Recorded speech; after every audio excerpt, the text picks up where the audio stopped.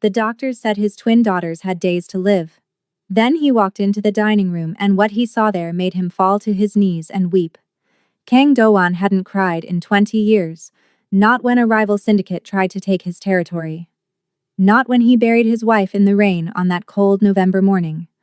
But the day Dr. Patricia Morrison looked him in the eyes and said, "Your daughters have maybe 2 weeks left." That day, something inside him shattered into pieces so small he didn't know if they could ever be put back together. So he and Arium, 7 years old, dying. Leukemia had stolen everything from them. Their hair that used to bounce when they ran through the estate gardens. Their energy that once filled every corner of his fortress-like mansion in the hills outside Seoul. Their childhood. With its laughter and games and innocent questions about why Daddy had to go to work so late at night. Now the disease was coming for their lives, and Kang Do-won, the man who controlled half of Seoul's underground operations, the man who made grown criminals tremble with a single glance, couldn't do anything to stop it. He stood in the medical wing he'd built on the 3rd floor of his compound, staring at 2 small bodies in hospital beds positioned side by side so the twins could hold hands even in their sleep. Tubes ran into their thin arms. Machines beeped steadily, monitoring hearts that were growing weaker by the day. Their breathing was so shallow you had to watch closely, counting the rise and fall of their small chests, just to know they were still alive. Do-won had spent millions of dollars, more money than most people would see in 10 lifetimes. He'd tried everything. Experimental treatments flown in from America. Specialists from Japan and Germany who promised breakthrough therapies.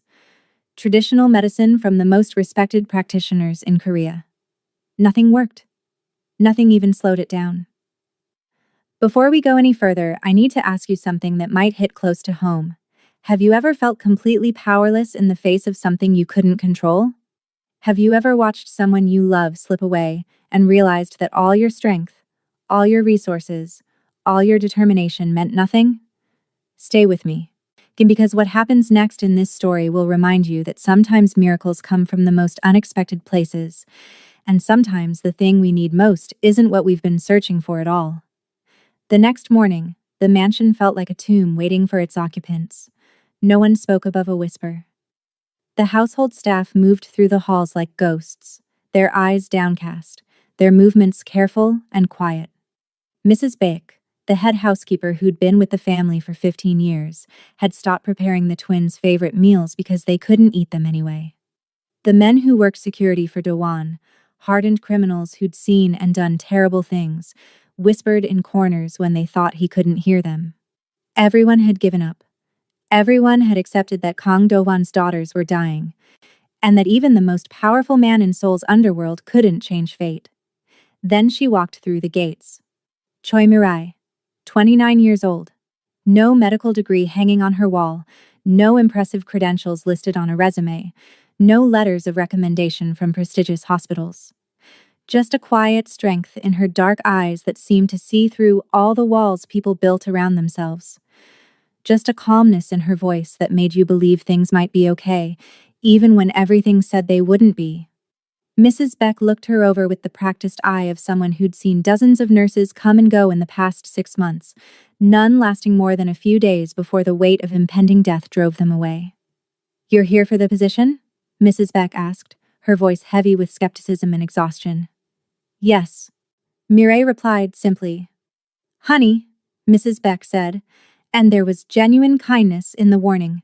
"Trained nurses with 20 years of experience don't last 2 days here. This house is waiting for death. The air is thick with it.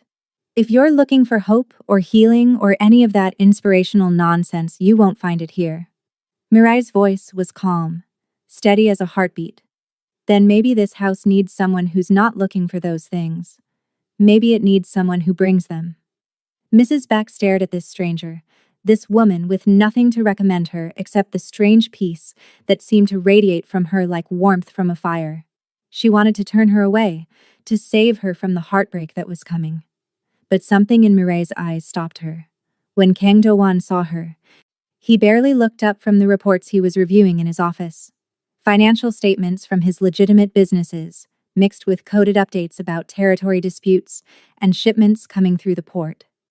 His world, carefully balanced between the legal and the illegal, between the man the public saw and the criminal everyone feared. The medical wing is off limits, he said without lifting his eyes from the papers. My daughters need quiet.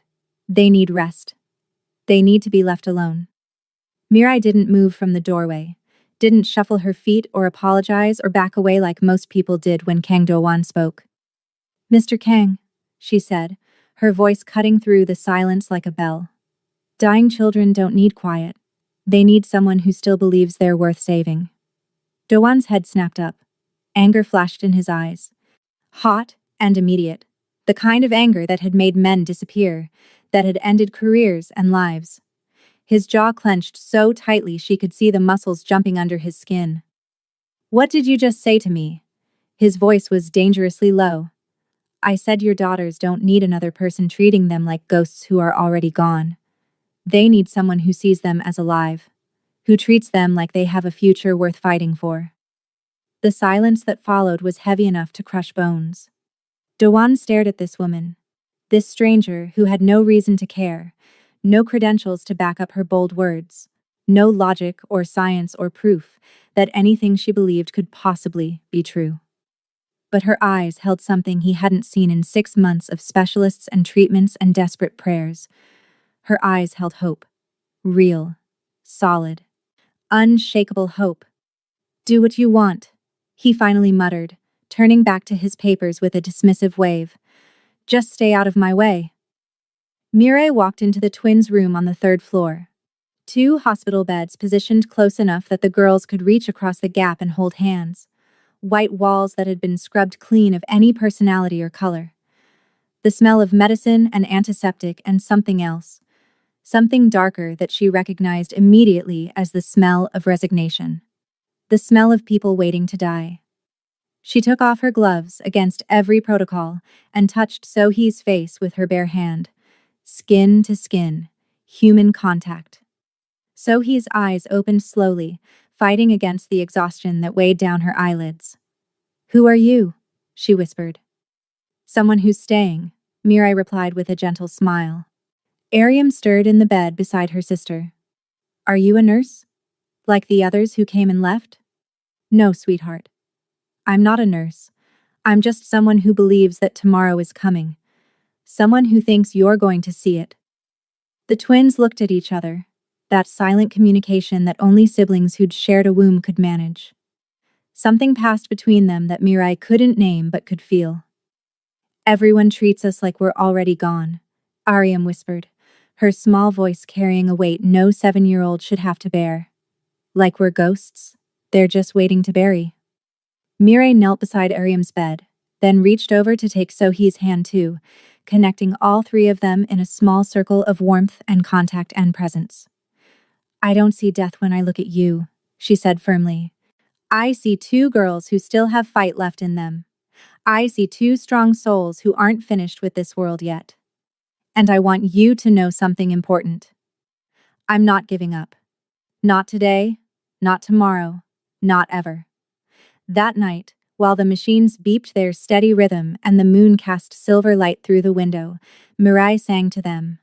A soft lullaby her own mother had sung to her decades ago, the words in Korean, the melody ancient and beautiful. For the first time in months, the twins slept without fear pinching their small faces. And in the darkness, Mirai whispered words only she could hear. Words meant for someone who couldn't hear them anymore. I couldn't save you, Nahi, but I'll save them. I swear it on your memory, my sweet girl. I'll save them. And God, who sees every tear and hears every desperate prayer. He was already moving pieces into place. But what Kang Do-won didn't know, what he couldn't possibly imagine, was that in 3 days, everything would change. The foundation of his carefully controlled world would crack, and through those cracks, something impossible would begin to grow. If you're watching this and you've ever needed a reason to believe again, if you've ever felt like hope was dead and miracles were just stories people told to make themselves feel better, I need you to do something for me right now. Hit that subscribe button. Share this video with someone who needs to hear it. Because sometimes when everything feels hopeless, when the darkness is so thick you can't see your hand in front of your face, that's exactly when miracles walk through the door. And you won't want to miss what happens next. The next morning, Kang Do-won woke to something he hadn't heard in over a year. Laughter. It was faint, fragile as spun glass, but unmistakably real. He sat up in his bed, his heart suddenly pounding against his ribs like it was trying to escape his chest. For a moment he thought he was dreaming, caught in one of those cruel fantasies where his daughters were healthy and whole, and the past year had been nothing but a nightmare. But then he heard it again. A soft giggle, light as air, coming from somewhere down the hall. He threw on his robe, expensive silk that whispered against his skin, and walked toward the medical wing. His bare feet were silent on the marble floors. The door was cracked open, and pale morning sunlight was pouring through the windows. Windows that had been covered with blackout curtains for months because the light hurt the twins' eyes, because brightness felt wrong in a room where children were dying. Inside, sunlight painted everything gold. Mirai stood beside Sohee's bed, holding a hairbrush like it was a microphone. She was singing, deliberately off-key and ridiculous, making her voice crack and warble in ways that were clearly intentional. And Sohee was smiling. Actually smiling, her thin face transformed by joy. Aryam was clapping weakly from her bed, her small hands creating soft sounds that seemed impossibly loud in a room that had been silent for so long. Do-won froze in the doorway, his hand gripping the frame so tightly his knuckles went white. Mirai noticed him and stopped mid-song, turning with that same unflappable calm she'd shown yesterday. "Good morning, Mr. Kang," she said pleasantly, like this was completely normal. He didn't respond. Couldn't respond. He just stared at his daughters, their faces still pale, their heads still bald from treatments that hadn't worked. But something was different. Something fundamental had shifted. They looked awake. They looked present. They looked like children instead of dying patients. "What are you doing?" His voice came out rougher than he intended, scraping against his throat. Mirai set down the brush carefully. "We're having breakfast." The girls wanted music while we ate. Music? Do-won's jaw tightened, control reasserting itself like armor sliding into place. "They're supposed to be resting," the doctor said. "They've been resting for months, Mr. Kang," Mirai interrupted gently but firmly. "Maybe it's time they started living instead." Do-won opened his mouth to argue, to reassert his authority, to remind her that he made the rules in this house, and she was here only because he allowed it. But before he could speak, Sohee's small voice cut through the tension. "Appa," she said, and the word made his chest ache. "Miss Mirai made us laugh. We haven't laughed in so long." He looked at his daughter, really looked at her, and saw that her eyes were brighter than they'd been in weeks. He'd been so focused on the medical reports and treatment plans and desperate searches for cures that he'd forgotten what his daughter's laughter sounded like. He turned and left without a word, his robe billowing behind him like a cape, his heart pounding with emotions he couldn't name. Over the next 2 days, the mansion began to shift in subtle ways that the staff noticed but didn't quite believe. Mirai didn't follow any of the rules. She opened windows that were supposed to stay closed, letting fresh air pour into the sterile medical wing. She played music, soft classical pieces and children's songs, and sometimes K-pop that made the twins giggle. She brought flowers into the room, bright yellow sunflowers and delicate pink roses that added color and life, and the sweet smell of growing things. She sat with Sohee and Aryam for hours, not checking charts or administering medications or monitoring vital signs. Just talking, telling stories about her childhood in Busan, about the ocean and the fish markets, and the way the sun looked rising over the water. Listening to the twins talk about their mother, and about the memories they had before she got sick, about the dreams they'd had for the future before leukemia stole those dreams away. And somehow, impossibly, the girls started responding. They ate more, finishing half a bowl of soup instead of a few spoonfuls. They spoke more, their voices growing stronger day by day.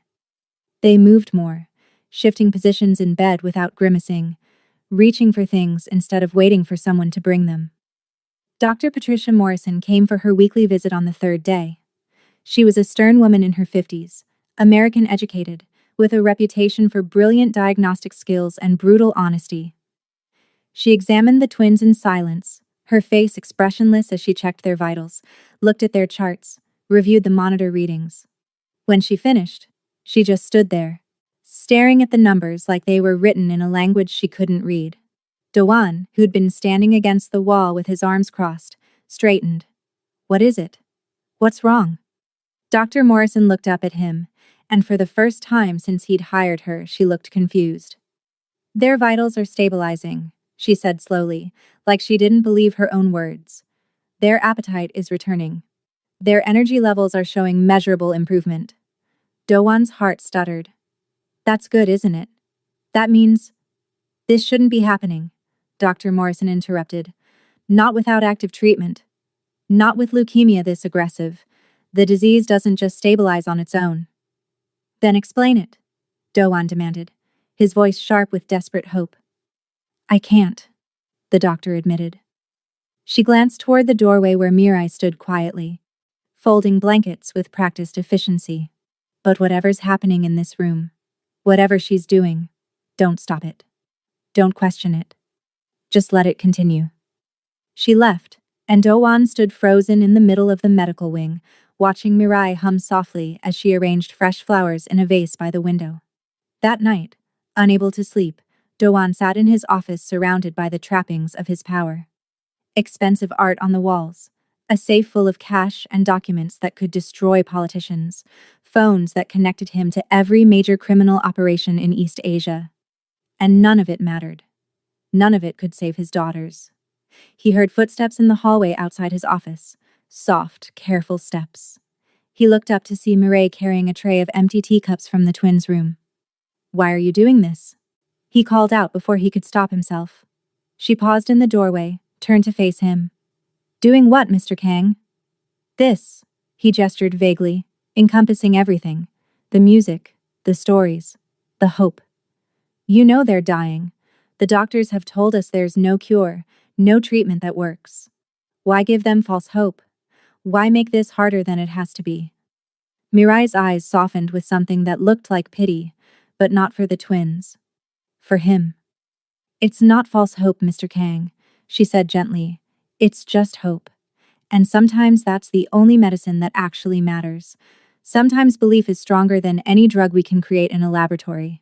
She walked away, leaving him alone in his office with his doubts and his fear, and the uncomfortable realization that this woman with no credentials and no logical reason to believe was doing something he'd failed to do with all his money and power. She was giving his daughters something to live for. And deep down, beneath the pride and the need for control, beneath the armor he'd built around his heart after his wife died, Kang Do-wan felt something he hadn't felt in months. A flicker of belief. Small and fragile, like a candle flame in the wind, but definitely there. And that terrified him more than any rival gang or police investigation ever had. 3 days passed, each one bleeding into the next in a blur of small improvements and careful hope. Mirai kept showing up, every morning at 7 o'clock exactly, never late, never making excuses. She'd walk into the medical wing like she owned it, like she had every right to be there, and pull back those curtains to let the sunlight flood in. The nurses didn't know what to make of her. She wasn't aggressive or pushy. She didn't argue with their procedures or question their expertise. She just existed in a way that made all their protocols and rules feel somehow small and insufficient. Do-wan watched from a distance, standing in the hallway with his arms crossed over his chest, listening to her talk to his daughters like they had years ahead of them. Like there was no diagnosis, no death sentence hanging over their heads like a sword waiting to drop. Like the future was a real thing they could plan for and dream about. It made him angry in ways he couldn't fully articulate. Angry at her certainty, at her peace, at the way she seemed untouched by the reality that was crushing him slowly every single day. One morning, he overheard her in the kitchen talking to Mrs. Baek. The housekeeper was preparing lunch, her movements efficient but joyless. "I need party supplies," Mirai said casually, like she was asking for cleaning products. Mrs. Beck stopped chopping vegetables and looked up. Party supplies? For what? The twins turned 7 in 10 days. We're celebrating. The kitchen went completely silent. Even the refrigerator's hum seemed to quiet. Mrs. Beck's face went pale, her hand trembling slightly as she set down the knife. Miss Choi, she said carefully, her voice barely above a whisper. Those girls might not make it to their birthday? You understand that, don't you? You're setting yourself up for heartbreak. Mirai looked her straight in the eye, unflinching. Then we make sure they do make it. We give them something to fight for. We give them a reason to hold on. Before Mrs. Beck could respond, Doan stepped into the kitchen. His presence filled the doorway like a physical force. His voice was ice. What did you just say? Mirai turned to face him, calm and steady as always. I said we're throwing them a birthday party. A birthday party? Doan repeated, his voice dangerously quiet. For children who might not live to see it. You think that's kindness? That's not hope, Miss Choi. That's cruelty. No, Mr. Kang. Mirai's voice remained gentle, but there was steel underneath. What's cruel is treating them like they're already in the grave. What's cruel is giving up on them before they've given up on themselves. You don't know anything about... I know what it's like to sit beside a hospital bed and watch someone you love slip away, Mirai interrupted, and for the first time her voice cracked just slightly, showing the pain underneath the calm. I know what it feels like to be powerless, to do everything right and still lose them. And I know the difference between giving up and giving them something to hold on to. Doan stared at her, his chest heaving with emotions he couldn't name.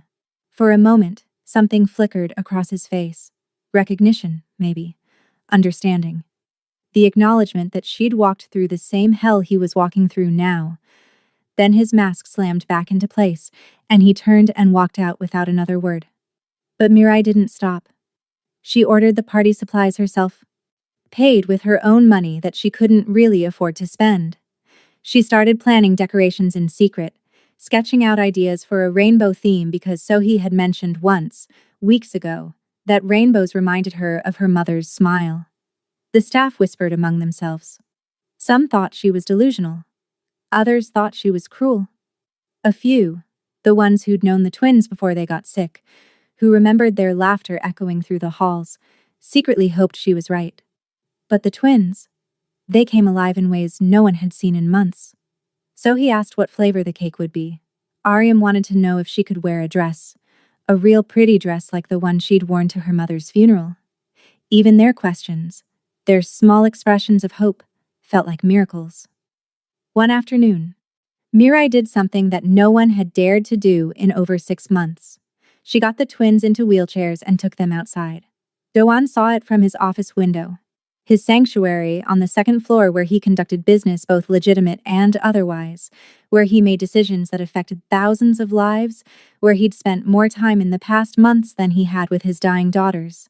He looked down and saw them. Sohee and Ariam, so small in their wheelchairs, their bald heads wrapped in soft scarves against the spring breeze, wrapped in blankets despite the warmth of the afternoon sun, sitting in the garden for the first time since last autumn. Mirai knelt beside them in the grass, pointing at flowers that were just beginning to bloom. Cherry blossoms and azaleas and early roses, making them smile, making them reach out to touch petals with fingers that had forgotten what growing things felt like. Doan gripped the edge of his desk so hard he thought the expensive wood might crack under his hands. This woman had no right. No training, no credentials, no logical reason to believe any of this would work. She was a stranger who'd walked into his home barely a week ago, with nothing but certainty in her eyes and gentleness in her voice. But his daughters were laughing. Actually laughing, the sound carrying up to his window like music, like prayer, like something he'd forgotten was possible. He turned away from the window, his chest so tight he could barely breathe. What are you doing to them? He whispered to the empty room. But deep down, in the places he didn't want to examine too closely, he already knew the answer. She was giving them back their lives. She was teaching them to hope again, to dream again, to believe that tomorrow was something real instead of just a word people said to make themselves feel better. And that meant Do-hwan would have to face what he'd been too afraid to give them himself, the chance to actually live before they died. On the 5th day, something happened that made even the skeptical nurses stop and stare. So-hee sat up on her own. Not for long, maybe 30 seconds at most. But she did it. No help. No one asking her to try. No physical therapy session or doctor's encouragement. She just sat up. Mireille was reading to them when it happened, her voice bringing to life a story about a princess who saved herself instead of waiting for a prince. She paused mid-sentence, her eyes widening as she watched So-hee's small frame straighten against the pillows. "Look at you," Mireille whispered, her voice thick with emotion she couldn't quite hide. "Look at how strong you are, sweetheart." So-hee smiled, weak, but absolutely real. "I wanted to see the picture in the book," she said simply, like sitting up after months of being unable to was no big deal. Aryam reached across the gap between their beds and touched her sister's hand.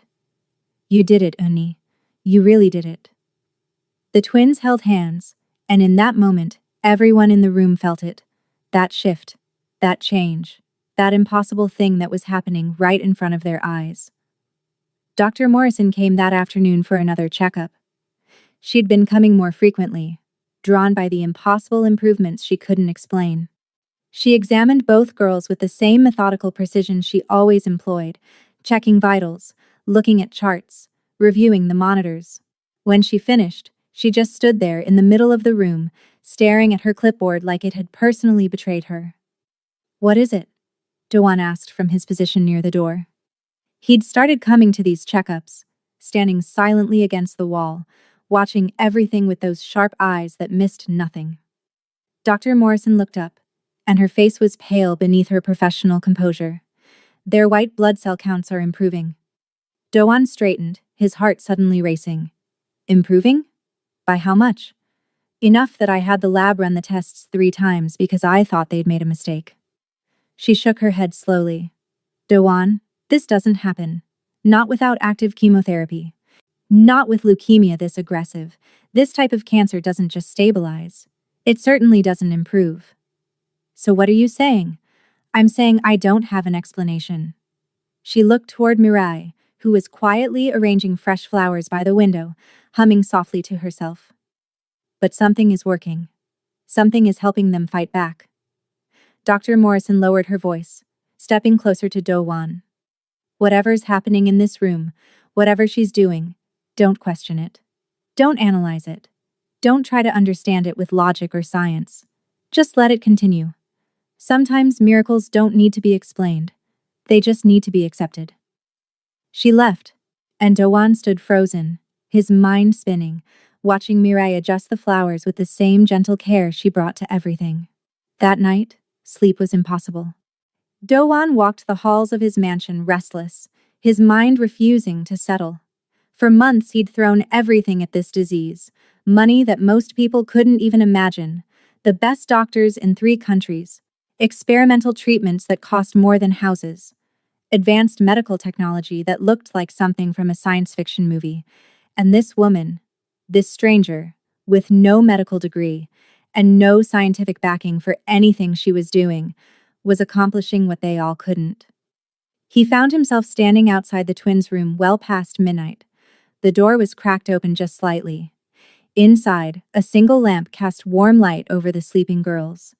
Mireille sat in a chair between their beds, knitting something small and soft. "Why are you still here?" Do-hwan's voice came out quieter than he'd intended. "It's past midnight. You should be resting." Mireille didn't look up from her knitting, her hands moving in a steady rhythm that was somehow soothing to watch. "They sleep better when someone's close, when they know they're not alone. The nurses can monitor them. That's what I pay them for." "The nurses check numbers on machines," Mireille said gently. "I'm just here." "There's a difference." Do-hwan stepped into the room, moving carefully so he wouldn't wake his daughters. The space felt different than it had a week ago. Less like a hospital, more like a bedroom. The flowers on the windowsill, the soft music playing at barely audible volume, the drawings the twins had made taped to the wall. "You really think they're going to make it to their birthday?" The question came out before he could stop it. vulnerable in a way he hadn't been with anyone since his wife died. Mirai set down her knitting and finally looked at him. I think they're fighting, Mr. Kang. And as long as they're fighting, as long as they're showing me that they want to be here, I'm not giving up on them. Doan really looked at her then, not just seeing her as an employee or an intrusion or a mystery he couldn't solve. He looked at her and saw the pain hiding behind her calm exterior, the grief she carried like a weight she'd learned to balance but never put down. Who are you? He asked quietly. Really? Who are you? Mirai's eyes held something deep and broken and somehow beautiful all at once. Just someone who made a promise, she whispered. And I'm not very good at breaking promises. Doan wanted to ask more, wanted to understand what promise she'd made and who she'd made it to. But something in her voice, some note of pain that resonated with his own grief, stopped him. He turned to leave, pausing at the doorway with his hand on the frame. Thank you, he said so quietly he wasn't sure she could hear him. But when he glanced back, Mirai was smiling, a small, sad smile that understood more than words could say. And for the first time in months, standing there in the doorway of his daughter's room, Kang Do-won felt something he'd thought was gone forever. Hope. Not the desperate, clawing hope that made you bargain with God and make impossible promises, but the quiet kind. The kind that said maybe, just maybe, tomorrow would come. And maybe his daughters would be there to see it. Do-won started avoiding the medical wing after that night, not because he didn't care about his daughters. He cared so much it physically hurt. Like someone was reaching into his chest and squeezing his heart with a closed fist. No, he avoided it because every time he walked past that door and heard his daughters laughing, actually laughing, it broke something inside him. Something he'd carefully constructed over years of building his criminal empire. The walls he'd put up after his wife died. The emotional distance he'd learned to maintain. The belief that power and money could solve any problem if you just applied enough of both. Every sound of joy from that room was proof that he'd been wrong, that a woman with nothing was achieving what he couldn't with everything. It ate at him like acid. On the 7th day since Mirai had walked through his gates, Do-won found her in the kitchen writing out a shopping list. Balloons in rainbow colors, streamers. Ingredients for a cake that she'd described to the twins in such vivid detail they could practically taste it. He stood in the doorway, watching her write with focused concentration, her handwriting neat and careful. You're really doing this, he said. It wasn't a question. Mirai looked up, and there was no surprise in her eyes, no fear at being caught, no nervousness about confronting him. Just that same calm she always carried. Yes, she replied simply. They have less than a week left according to the doctors. His voice was harder than he meant it to be, sharp edges cutting at both of them. You're setting them up for heartbreak. For disappointment when they realize... When they realize what? That people gave up on them? Or that someone actually believed they could make it? What if they don't make it to their birthday? What if you throw this party and plan all these decorations and build up their hope, and then they die anyway? Mirai met his eyes directly, and her voice was steady as stone. Then at least they died knowing someone loved them enough to celebrate them. At least they died believing they mattered. Do-won's jaw clenched. He stepped closer, his voice dropping dangerously low. You don't understand what it's like to watch someone you love slip away. To know you can't stop it no matter what you do. To feel completely powerless. Mirai's eyes flickered with something. Pain, maybe. Or recognition. But when she spoke, her voice remained calm. You're right, she said quietly, and Do-won could hear the lie in it like a wrong note in music. I don't understand that at all. The lie hung between them, obvious and unspoken, but Do-won didn't push, didn't demand the truth. Some part of him recognized that her pain was her own to carry, just like his was. I'm their father, he said instead. I know what's best for them. Then why haven't you spent more than 5 minutes in their room this week? The words hit like a physical blow. Do-won felt them land in his chest, stealing his breath. How dare you? He started, anger rising like bile. But Mirai interrupted gently, without malice, just stating a fact that hurt because it was true. I'm not trying to hurt you, Mr. Kang. I'm trying to help you see them. Really see them while they're still here. Before it's too late. Dowan's hands clenched into fists at his sides. He wanted to yell, wanted to remind her that this was his house, and his daughter's, and his decision.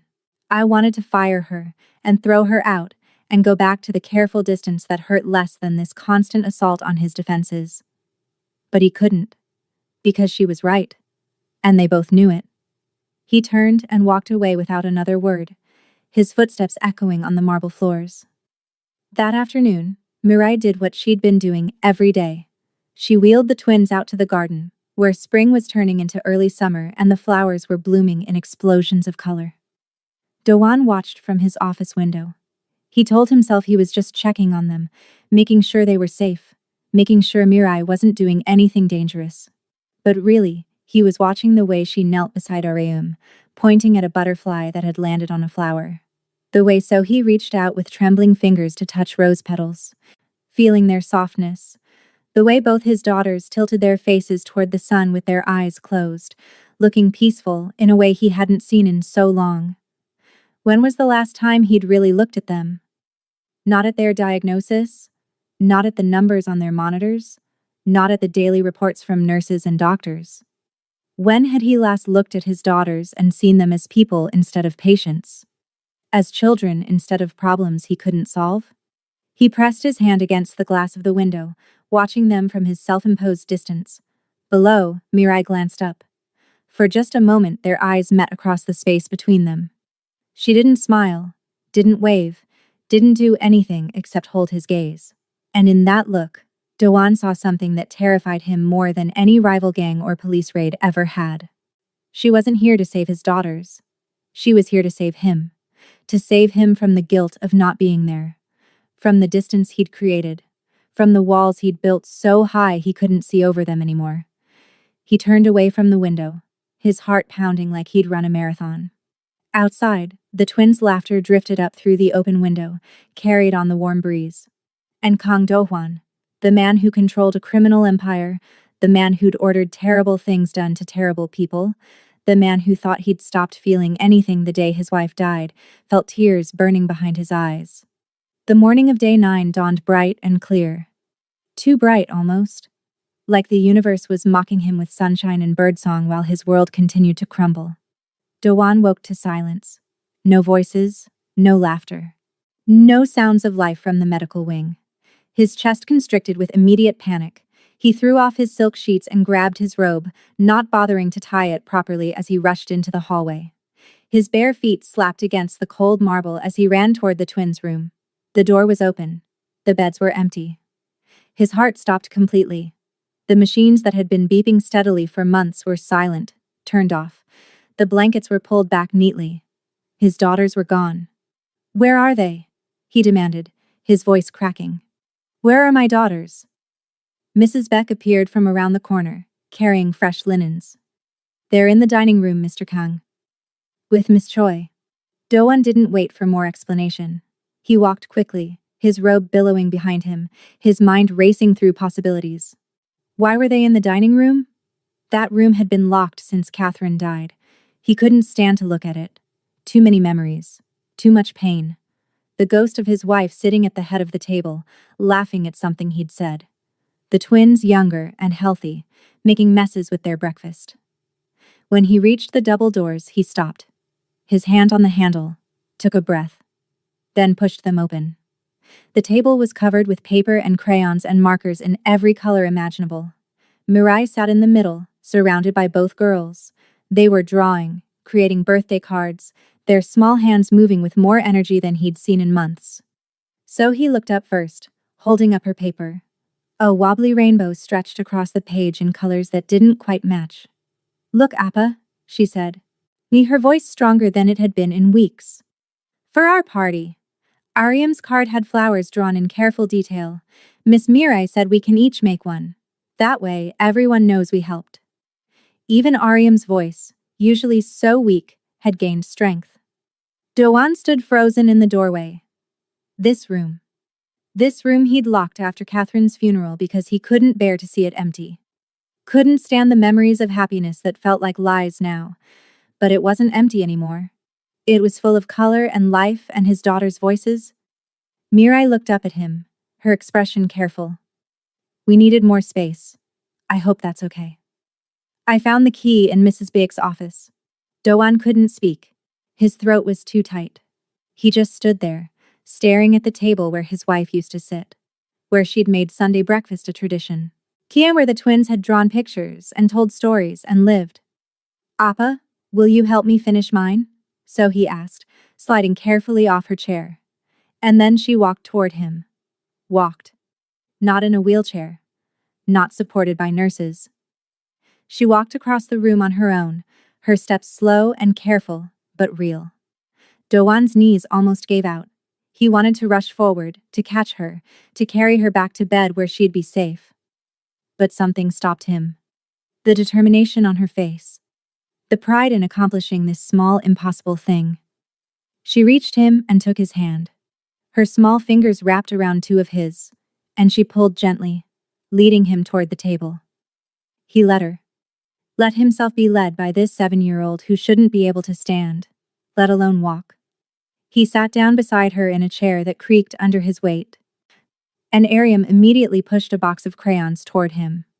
You can use any color you want, she said seriously, but I think you should use blue. Iyama liked blue.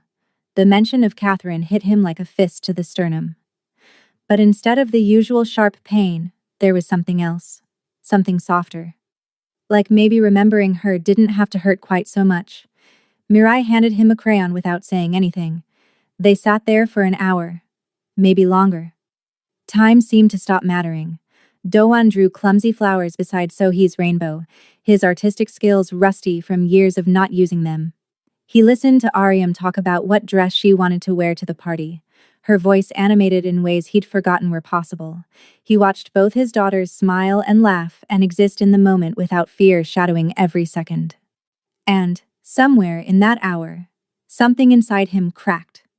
Not broke, but cracked, like ice on a frozen river when spring finally comes, like the first break in a dam before water starts to flow. When the twins got tired, Mirai helped them back to their room to rest. Their energy was still limited. Their bodies still fighting a war they might not win. But they'd walked. They'd laughed. They'd created something. Doan stayed behind in the dining room, staring at the scattered drawings on the table. Evidence of life. Proof that his daughters were still here. Still fighting. Still hoping for tomorrow. Mirai returned a few minutes later and started gathering the crayons quietly. My wife used to sit right there, Doan said, his voice barely above a whisper. He pointed to the head of the table. Every Sunday morning, she'd make pajeon and kimchi jjigae. The twins would draw pictures while we waited for the food to cook. It was her favorite time of the week. Mirai stopped cleaning, listened without interrupting. After she died, Doan continued, his voice thick with emotion he couldn't contain anymore. I locked this room. I couldn't face it. Couldn't stand to see the empty chair where she used to sit. Couldn't handle the memories of when we were whole. His voice broke completely. I've been so afraid of losing the twins that I forgot to actually be their father. I've been so focused on trying to save them that I stopped spending time with them. And now? It's not too late, Mirai said gently, sitting down across from him at the table. Isn't it? He looked at her with eyes that were red and raw. They're dying, Mirai. And the doctors gave them 2 weeks and we're on day 9. Even with these improvements, even with whatever miracle you're working, they're still sick. They're still... The doctors said a lot of things, Mirai interrupted, her voice kind but firm. But your daughters are still here. Still fighting. Still loving you even though you've been hiding from them. And they need you in this fight. They need their appa. Doan covered his face with his hands. I don't know how. I don't know how to be there for them and still protect myself from the pain of losing them. Mirai reached across the table and placed her hand over his. Her touch was warm, gentle, and it steadied something in him that had been shaking. You just show up, she whispered. That's all they need. You just keep showing up and loving them and being present, even if it hurts, especially when it hurts. Doan looked at her through the tears he couldn't hold back anymore, and for the first time since Catherine's funeral, he let himself cry. Really cry. The kind of sobbing that shook his whole body and emptied out the grief he'd been carrying alone for so long. Mirai didn't move, didn't speak, didn't try to fix it or make it better. She just sat with him in his pain, her hand warm over his, her presence saying everything that words couldn't. Outside, the wind moved through the trees in the garden. Birds sang their afternoon songs. Life continued in its relentless forward motion. And inside the dining room, a father who'd forgotten how to feel began to remember, began to heal. The morning of the twins' birthday arrived with the kind of perfect weather that felt like a gift from heaven. Clear blue sky, warm sunshine, a gentle breeze that made the curtains dance in the open windows. Doan woke early, his heart heavy with conflicting emotions. 10 days ago, Dr. Morrison had given them 2 weeks. Today was day 10. His daughters were still alive, still fighting, still here. He lay in bed for a moment, listening to the sounds of the house coming awake. Then he got up, dressed carefully, and made his way downstairs. He stopped at the dining room door and his breath caught. Inside, Mirai had transformed everything. Balloons in every color of the rainbow hung from the ceiling, attached with such care that they looked like they were floating naturally. Streamers created a canopy of color across the walls. The table was set with the good china that hadn't been used since Catherine's last birthday, 5 years ago. And in the center of the table sat a cake, 6 layers, each one a different color of the rainbow. Red, orange, yellow, green, blue, purple. Stacked carefully and frosted with white icing that caught the morning light. 7 candles waited to be lit. Doan's chest tightened so hard he thought his ribs might crack. "What is this?" His voice came out rough, scraped raw by emotion. Mirai turned from where she'd been adjusting a streamer. She wore a simple dress, her hair pulled back, and her eyes were bright with something that looked like hope mixed with fierce determination. "It's a birthday party, Mr. Kang. Your daughters are 7 years old today. They might not—" He started, then stopped himself. Looked at the cake, at the decorations, at the love and care poured into every detail. "They're here," Mirai said softly. Ian reading his thoughts. Right now, in this moment, they're alive. And it's their birthday. That's what matters. An hour later, the staff helped the twins get dressed. So he wore a blue hanbok, traditional and beautiful. Ariam wore pink. They looked so small in the elegant clothes, their bodies still thin, their heads still bald. But they were smiling. Doan stood against the wall as Mrs. Big brought in the cake, its 7 candles lit and flickering. The household staff had gathered, drawn by something they couldn't name but could feel. This moment. This impossible, beautiful moment. The twins stood together, Sohee holding her sister's hand for support because neither of them could stand for very long anymore. They looked at the cake with wonder in their eyes. "Make a wish," Mirai said gently. Sohee looked at Ariam. Then both of them looked at their father standing against the wall, trying so hard to hold himself together. "Appa, will you help us blow them out?" Sohee asked. Dohwan's chest seized. He couldn't move, couldn't breathe, couldn't make his legs work. The distance between him and his daughters felt infinite. Mirai's eyes met his across the room. Gentle, understanding, encouraging. He walked forward, his legs shaking, and knelt beside his daughters. Both of them put their small hands on his shoulders for balance. "Ready?" Sohee whispered. Dohwan nodded because he couldn't speak, couldn't trust his voice not to break completely. They leaned in together, all 3 of them, and blew. The candles went out in a rush of breath and wishes. The room erupted in applause. Mrs. Beck openly wept, not even trying to hide it. The nurses standing in the doorway were crying. Even the security guards who'd seen terrible things in their service to the Kang family had tears in their eyes. But Doan didn't hear any of it. All he could see were his daughters, alive, laughing. "Here." He pulled them both close, wrapping his arms around them and holding on like they might disappear if he let go. And he broke. Years of grief and fear and carefully maintained control shattered, and sobs tore from his chest. "I'm sorry," he choked out, the words barely intelligible. "I'm so sorry. I've been so afraid of losing you that I forgot to love you properly. I've been hiding from you because I thought it would hurt less when—" The words died in his throat. "It's okay, Appa," so he whispered, her small arms wrapping around his neck. Ariam pressed her bald head against his shoulder. "And we love you. We're not mad." So he added softly, "We just wanted you." Dowan held them tighter, his whole body shaking. "Don't leave me," he begged in a whisper only they could hear. "Please don't leave me alone." "We're still here," Ariam whispered back. "We're still here, Appa." Across the room, Mirai stood with her hand pressed over her mouth, tears streaming freely down her face. This moment. This impossible, precious, miraculous moment. This was everything she'd fought for. Everything she'd hoped for when she walked through those gates 10 days ago. Doan looked up at her through his tears and mouthed 2 words. "Thank you." Mirai nodded, smiled through her tears, and in that moment they both understood. His daughters didn't need him to save them. They just needed him to love them while there was still time.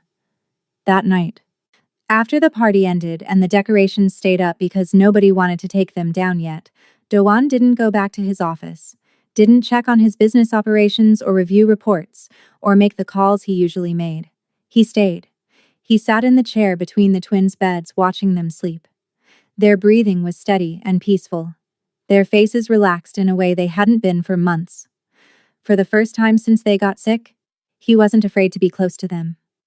So he stirred, her eyes opening halfway. "Appa? I'm here, sweetheart." She smiled, her hand reaching for his. "You stayed." "I'm not going anywhere," he promised, his voice breaking. "Not anymore. Never again." She closed her eyes, content, and drifted back to sleep with her small hand in his. Dohwan sat there in the darkness, holding his daughter's hand, and whispered a prayer he thought he'd forgotten how to say. "Please, if you're listening, if there's any mercy left in this universe, give us more time, just a little more time." The wind stirred the curtains. The house settled into nighttime quiet. And in the darkness, Kang Do-wan made a silent vow. However much time they had left, he would be present for every moment, would love them openly, would stop hiding behind work and walls and the fear of loss. He would be their father, not a boss, not a criminal, not a man made of money and power, just their Appa. But Do-wan didn't know that in 2 days everything would shatter again. That the fragile hope he'd built would be tested in ways he couldn't imagine. That the storm was coming. And when it hit, it would nearly destroy them all. 2 nights later, the storm came. Winter returned to Seoul with a vengeance that felt personal, like nature itself was angry. Snow fell thick and fast, transforming the world into a white blur. The wind howled against the mansion's reinforced windows, rattling the glass in their frames with a sound like teeth chattering. By evening, the power flickered once, twice, then went out completely. The emergency generator kicked in immediately, Do-hwan's security systems too important to leave to chance, but the house felt suddenly isolated. Cut off from the rest of the world like they were the only people left alive in a frozen wasteland. Do-hwan checked on the twins first. They were sleeping peacefully. Mirai sitting in her usual chair between their beds, knitting by the light of a battery-powered lamp. And the soft click of her needles was somehow comforting against the howl of the wind outside. "Storm's getting worse," he said quietly, not wanting to wake his daughters. Mirai nodded without looking up. "We'll be fine. The generator will hold." He wanted to believe her. Wanted to trust that calm certainty she always carried. But something felt wrong. The air felt heavy, charged, like the moment before lightning strikes. Around midnight, Ariam woke with a fever. Mirai felt her forehead and her hand jerked back like she'd touched fire. The little girl's skin was burning, radiating heat that felt impossible, dangerous. "Do-hwan," Mirai called, her voice calm but urgent in a way that made his blood run cold. He was there in seconds, still dressed because he'd been unable to sleep. "What's wrong? What happened?" She's spiking, Mirai said. Already moving, already grabbing towels and ice. We need to cool her down. Fast. They worked together with practiced efficiency born of desperation. Cold towels pressed to Ariam's forehead, her neck, her wrists. Ice packs wrapped in soft cloth placed under her arms and behind her knees. But Ariam's temperature kept climbing, the numbers on the thermometer rising higher and higher despite everything they did. Her breathing became shallow, labored, like her lungs couldn't quite remember how to work properly. Doan grabbed his phone. No signal. The storm had taken out the cell towers. He tried the landline, picking up the receiver with hands that shook. Dead. Just static and silence. I'll drive her to the hospital, he said, already moving toward the door. You won't make it 10 feet in this snow. Mirai's voice stopped him. The roads are completely blocked. I can see it from the window. Your car would be buried before you got to the gate. Then I'll carry her. I'll walk if I have to. Doan stopped because Ariam's lips were turning blue. That distinct, terrifying color that meant her oxygen levels were dropping, meant she was dying right in front of them. So he woke up, her eyes going wide with fear. What's wrong with Ariam? What's happening to her? The monitor beside Ariam's bed started beeping frantically, the alarm shrill and desperate. Her chest rose and fell in stuttering gasps, then stopped rising at all. The monitor flatlined, that single sustained note that meant death. No, Doan's voice broke into something that wasn't even words anymore. No, not like this. Not now, please. Mirai pushed him aside with strength he didn't know she possessed. She tilted Ariam's small head back, checked her airway, and started compressions. Her hands moved with practiced precision, counting under her breath with a voice that was steady even though tears were streaming down her face. Come on, sweetheart, she said between compressions. Come back. Your appa needs you. Your sister needs you. Come back to us. 30 seconds passed. A minute. Doan grabbed Ariam's hand, the one that wasn't moving, that was going cold in his grip. Please, baby, he begged, his forehead pressed against her chest where her heart had stopped beating. I just found you again. I just learned how to be your father. Don't leave me, please don't leave me. God, he prayed out loud, his voice raw. Please take me instead. Take anything you want. My money, my empire, my life. Just don't take her, please. I'm begging you. So he was sobbing in her bed, calling her sister's name. Ariam, wake up. Please wake up. Mirai kept going, her hands never stopping, but her voice was breaking now. 2 minutes. 3. Her compressions becoming more desperate, her counting turning into pleas. Not you, she whispered. Not you too, Nahi. The name slipped out before she could catch it, before she could lock it back behind the walls she'd built. She caught herself, gasped, but kept the compressions going. Come back, sweetheart, she begged Ariam. Please come back. Your father needs you. Your sister needs you. I promised. Her voice broke completely. I promised I wouldn't let another child die alone in the dark. 3 minutes. Doan collapsed, his body giving out. His forehead still pressed against Ariam's chest where he couldn't hear a heartbeat. The world was ending. Everything was ending. The fragile hope of the past week was crumbling to dust. Then Ariam coughed. Small, weak, but unmistakably real. Dohwan's head shot up. She's breathing. Oh God. She's breathing. Ariam's eyes fluttered open, confused and frightened. Appa. He pulled her into his arms, sobbing into her hair, holding her like he could keep death away through sheer force of will. You're here. You came back. Oh, baby. You came back.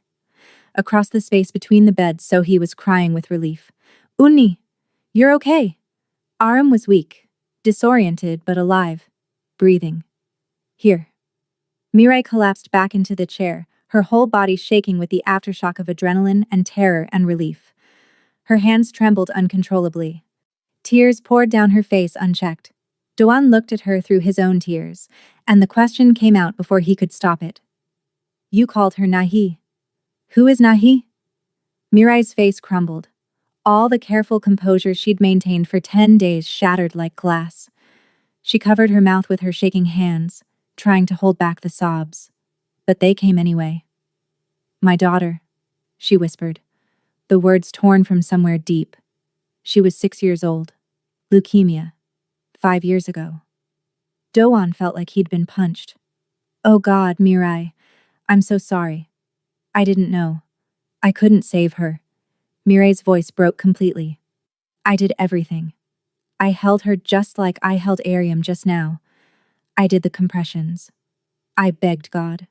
I offered him anything. Everything. But she didn't come back." Tears streamed down her face. 5 years of grief finally breaking through. "I sat beside her hospital bed for 3 days after her heart stopped. The doctors said she was gone, but I couldn't let them take her. I kept thinking maybe she'd wake up. Maybe if I just waited long enough, if I believed hard enough, she'd open her eyes and smile at me." She looked at Ariam, alive in Dohwan's arms. But she didn't. And I had to bury my baby girl in the rain, and I promised her that night.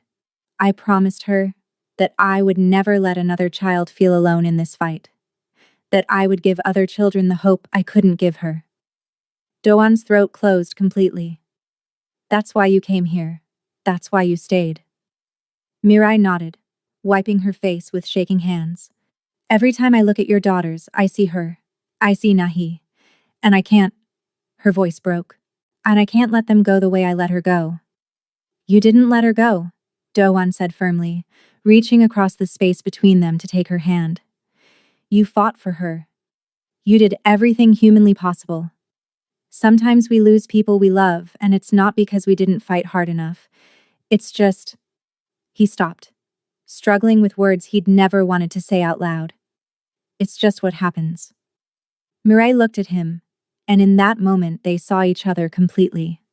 Two people who'd lost everything. Two people who'd built walls around their grief so high they couldn't see over them. Two people who were learning, slowly and painfully, how to feel again. "You kept your promise," Doan whispered, squeezing her hand. "You saved Ariam tonight. You saved both my daughters. You saved me from losing myself completely in fear and distance. And you," Mirai said through her tears, "learned how to be their father again." Nahi would have loved to see that. She would have been so happy knowing her death meant something, that it taught me how to fight for other children. They sat there in the darkness, holding hands across the space where death had almost won, and understood something profound. Healing wasn't just for the dying, it was for the living who'd forgotten how to live. For the parents who'd lost children and didn't know how to keep breathing. For the souls who'd built walls so high that love couldn't get in anymore. The storm raged outside, but inside the medical wing, something had shifted. Some fundamental truth had been spoken into existence. Some wound had been lanced and could finally begin to heal. Ariam fell back asleep in her father's arms. So he reached across and held her sister's hand. Doan held his daughters close. And Mirai, for the first time in 5 years, felt like maybe her daughter's death hadn't been meaningless. Maybe Nahi's legacy was this: teaching her mother how to love fiercely enough to save other children. How to turn grief into purpose. How to transform pain into healing. Outside, the snow began to slow. The wind quieted. The storm was passing. And in the morning, when Dr. Morrison came by despite the terrible road conditions, she found something she couldn't explain with any medical knowledge she possessed. Both twins' cancer markers had dropped. Significantly. Measurably. Impossibly. The disease that had been killing them was retreating. 5 years later. Spring came to Seoul with an explosion of color that never failed to take Do-won's breath away. Cherry blossoms and azaleas and flowers, whose names he still didn't know after all this time. The gardens around the estate were full of life and color, and the sound of laughter that never seemed to stop. The mansion looked different now. The windows stayed open whenever weather permitted. Music played from somewhere inside, K-pop and classical, and sometimes the twins' singing voices, off-key and enthusiastic. The medical wing had been converted into a library and art studio. The hospital beds were long gone, donated to a children's hospital that Do-hwan now funded. So he and Areum, now 12 years old, ran through the grass like wild things. Their hair had grown back thick and dark and beautiful, long enough to braid. And their voices were loud and free. Their bodies were strong and healthy, showing no signs of the disease that had almost killed them. No more monitors, no more medications, no more fear. Just life. Pure, simple, precious life. Inside the kitchen, Mirai stood at the counter mixing batter for a rainbow cake. It had become tradition. Every year on the twins' birthday, rainbow cake. 6 layers. Every color bright and perfect. Dohwan walked in, flour already dusted across his black shirt from helping earlier. He smiled, something he did easily now, frequently. The harsh lines in his face softened by years of laughter and love. "They're asking when it's ready," he said, leaning against the counter. "Tell them patience is a virtue," Mirai replied, laughing in that way that still made his heart do unexpected things. He watched her work. Her movements efficient and practiced. "You know," he said quietly, "I never properly thanked you." Mirai looked up. "For what?" "For saving my daughters. For saving me. For walking into our lives when we'd all given up and teaching us how to hope again." Mirai shook her head gently, the way she always did when he tried to give her credit. "I didn't save anyone, Dowan. I just reminded you all that love is stronger than fear. That being present matters more than being perfect. That sometimes the only medicine that works is believing tomorrow will come." He was quiet for a moment, then reached out and took her hand. "Flower and all. You gave me my family back. You gave me myself back. You taught a man who'd forgotten how to feel anything except anger and fear how to love his children again." Mirai's eyes filled with tears, the way they still did sometimes when he spoke like this. "And you gave me a reason to keep my promise to Nahi. You gave me a family when I thought I'd never have one again." The kitchen door burst open with dramatic force. So he and Ariam rushed in, breathless and grinning, their cheeks flushed from running. "Is it ready yet?" So he demanded, trying to peek around Mirai to see the cake. "Almost," Mirai said, quickly wiping her eyes. Ariam, who'd once been the sickest, who'd literally died and come back, grabbed Dowan's hand with the fearless energy that now defined her. "Appa, come outside. We want to show you something we made. Can it wait until after the cake?" "No," both twins said in unison, already pulling him toward the door. Dowan glanced back at Mirai. She smiled and nodded, shooing him away with a flower-dusted hand. He let his daughters pull him into the garden, into the sunshine, into the life they'd almost lost. They led him to a small cherry tree they'd planted the previous fall. Tied to one of the branches was a pink ribbon, and hanging from the ribbon was a small wooden sign. The twins had carved it themselves in art class, the letters careful, but imperfect. "For Nahi, who taught us that love never dies, it just grows." Dohwan's throat tightened. He looked at Mirai, who'd followed them outside without him noticing. Her hand was pressed over her mouth, tears streaming freely. "We wanted to honor her," so he said softly, "the girl who started everything. If she hadn't," her voice caught, "if Miss Mirai hadn't lost her, she never would have known how to save us."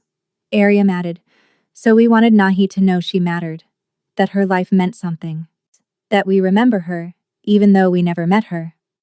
Dowan pulled his daughters close, both of them fitting perfectly under his arms.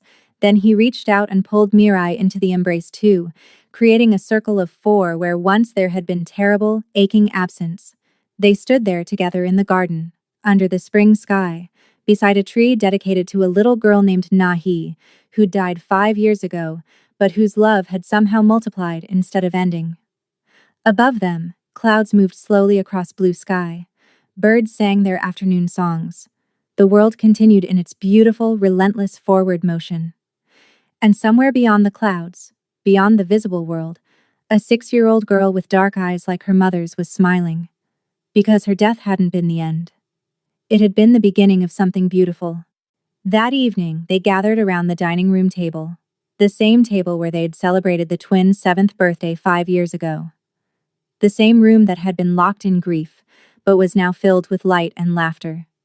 The rainbow cake sat in the center, candles lit. But this time, there were 8 candles instead of 7. 7 for the twins' years, and 1 for Nahi. Happy birthday! Everyone shouted as Sohee and Ariam stood together, holding hands the way they always did for important moments. But before the twins could blow out their candles, Doan held up his hand. Wait. There's something I need to say first. He looked around the table. At his daughters. Healthy and whole. And alive. Against all odds. At Mirai. Who'd become so much more than the woman who'd saved them. At Mrs. Ian Beck and the household staff who'd witnessed their journey from despair to hope. 5 years ago, he began, his voice thick with emotion. I thought I'd lost everything. My wife was gone. My daughters were dying. I'd given up on anything good ever happening again. I'd built walls so high around my heart that I couldn't feel anything except fear and anger. He looked at Mirai. Then this woman walked through my gates with nothing except hope and stubbornness. She didn't have medical degrees or scientific proof. She just had love. And the belief that my daughters deserved to fight for their lives. His voice broke slightly. She taught me that being present matters more than being powerful. That love is stronger than fear. That sometimes the miracles we need come from the most unexpected places. He raised his glass. To Mirai, who did the impossible. Who saved my daughters not with medicine, but with hope. Who taught all of us how to live again. To Mirai, everyone echoed, raising their glasses. But Mirai shook her head gently. And to Nahi, she added quietly. Who taught me that love doesn't end when someone dies. It transforms. It grows. It reaches forward and saves people you haven't even met yet. She looked at the 8th candle burning bright. My daughter's life mattered. Not because of how long she lived, but because of what she taught me about fighting for love even when it hurts. To Nahi, Dohwan said firmly, raising his glass higher. To Nahi, everyone repeated, and the twins blew out all 8 candles together. Later that night, after the twins had gone to bed and the house had settled into peaceful quiet, Dohwan and Mirai stood on the balcony watching the stars emerge one by one. Do you think she sees this? Dohwan asked quietly, looking up at the vast sky. Nahi. Do you think she knows what her life meant? Mirai smiled, her face peaceful in the starlight. I know she does. I can feel it sometimes, when I'm with your daughters, when they laugh or accomplish something new. It's like she's here, celebrating with us. Thank you, Doan said, taking her hand, for not giving up on us. For teaching me how to fight instead of hide. Thank you, Mirai whispered back, for learning. For loving your daughters even when it scared you. For showing me that I could have a family again even after losing mine. They stood in comfortable silence, hands intertwined, looking at the stars. And somewhere in the vast universe, in whatever place souls go when they leave this world, a little girl named Nahi smiled. Because her mother's love hadn't ended when she died. It had multiplied, transformed, grown into something that saved 2 other little girls and healed a father who'd forgotten how to live. Her legacy wasn't grief. It was hope. It was healing. It was the proof that love, real love, never truly dies. It just changes shape and keeps saving people long after we're gone. If you've stayed with us until the end of this story, if these words have touched something deep in your heart, I want you to do something for me. Leave a comment below telling us where in the world you're watching from. Tell us if this story reminded you of someone you've lost, someone you're fighting for, or some moment when hope found you in the darkness. Hit that like button if you believe in second chances and unexpected miracles. Subscribe to this channel because we're building a community of people who know that love is stronger than fear, that presence matters more than perfection, and that sometimes the darkest moments are right before the dawn. Share this video with someone who needs to be reminded that they're not alone in their grief, that their lost loved ones still matter, that love transforms but never truly ends. These stories matter. Your presence here matters. And together, we're proving that hope is real. Miracles are possible, and love always, always wins in the end. Until next time, remember, the people we love never truly leave us. They live on in the love we give to others, in the hope we choose despite the pain, In every moment we choose presence over fear. Well done, good and faithful servants of love. Your battles matter. Your grief matters. Your hope matters. And so do you.